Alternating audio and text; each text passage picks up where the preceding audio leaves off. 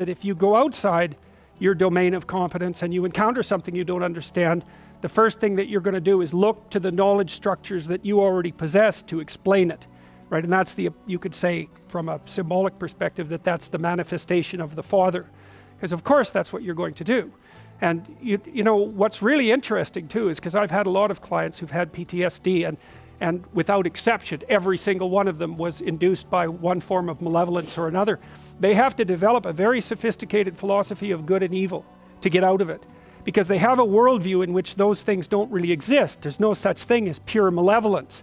Well, that's fine unless you encounter it, and then as soon as you encounter it, you won't know what to do, and then you won't be able to get on with your life. You'll do nothing but think about that and think about it and think about it and think about it. It'll disrupt your sleep.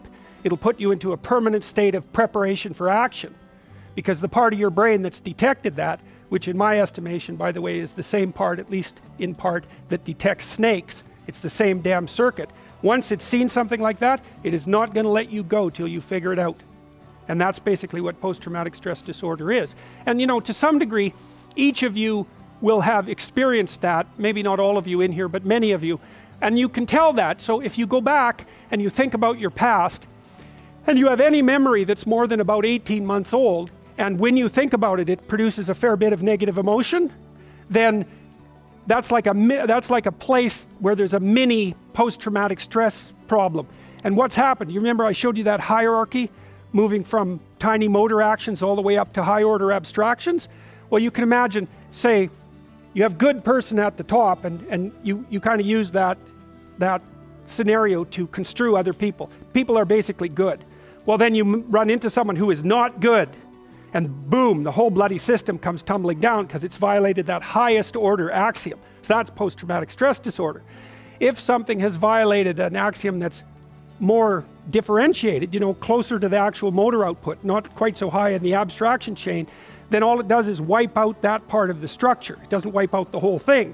And you can tell if you have holes in your perceptual value structure by checking to see if you have memories that are still alive in a negative way, that are old enough so that they should have been incorporated into your personality.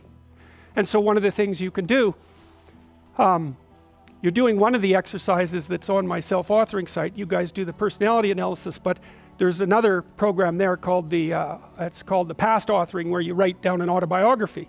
And thinking through these things that have happened to you in your past that are negative is a good way of making them go away. And thinking them through kind of means you have to figure out what happened, right?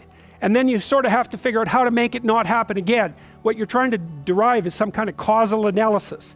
How is it that I was put into a situation where I was made vulnerable? You know, and that could be, well, because you're only 4 and you couldn't protect yourself, and now it's time to update that because you're a fully functioning adult.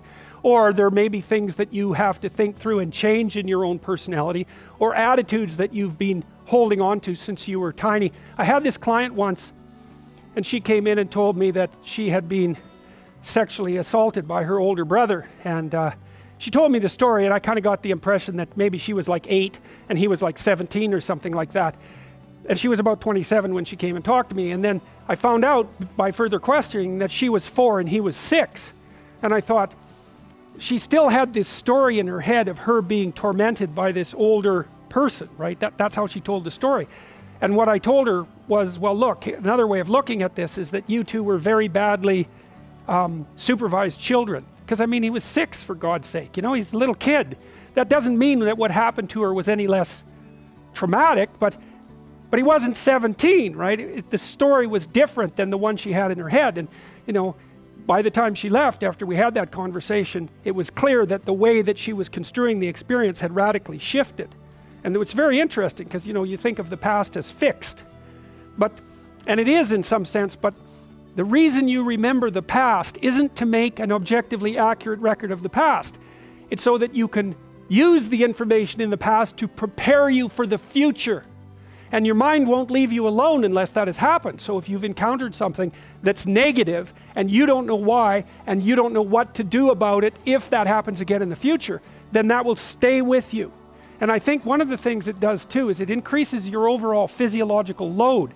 There's actually physiologists who've been talking about this I can't remember the damn phrase, but you can imagine that your mind is doing something like this all the time. It's got a record in some sense of your autobiographical experiences. And what it's doing is calculating how frequently you've been successful versus unsuccessful. And the more frequently that you've been successful, the higher you are up on the dominance hierarchy. That's one possibility. So your serotonin levels go up and you're calmer. But also, it's reasonable to assume that the environment is less dangerous, right? Because that's sort of what constitutes danger. You're somewhere and you act and something you don't want to have happen happens, that's danger. And so your brain is always trying to figure out how to calibrate how anxious you should be. And one of the things it does is by sort of keeping track of your past success-failure ratio. And so to the degree that your past has been characterized by, we'll call them failures, those are situations where you do not get what you want, then your brain puts your body on constant alert. Because if everything that you've done has resulted in catastrophe, then you're somewhere insanely dangerous, and you should be like a prey animal that's ready to dart in any direction. And how much you should be a prey animal is dependent on, it's an estimate, partly your trait neuroticism, partly your success as adjudicated by other people, right? Because they'll pop you up the dominance hierarchy if you've been successful, but also partly on your record of failures and successes in the past. And so you can go back and you can find out where you have holes in the structure through which you're viewing the world. That's one way of looking at it. And you can sew those things up. And that's in some sense, that's what you're doing in psychotherapy. Partly it's exposure to things you're afraid of and disgusted by and are likely to avoid. That's a huge chunk of it. But if you go back into your past and you start talking those things through, it's really the same thing. It's more abstracted. So Freud, of course, was always, when he was doing his free association process with his clients, he'd find that if he just let them talk, that their speech would circle until it hit a place like that, where they were confused and doubtful. And then their speech would sort of wander around that, and then they'd have an emotional expression that was a consequence of that. He thought the emotional expression was what was curative. It was cathartic in his terms. But later, James Pennebaker, upon whom these writing exercises I described, his research is based on that. My exercises are based on his research. He found that if you brought college students to the lab and you had them write for 15 minutes 3 times over 3 days about the worst thing that had ever happened to them, or the worst thing they ever did, if I remember correctly, they got worse in the short term but better in the long run. For example, they went and visited the doctor less, and markers of their physical health improved. And so I think the reason for that is because, what is that called? It's called something load. I just about got it right from the physiologist. Doesn't matter. They got healthier, as far as I can tell, because they basically calmed down.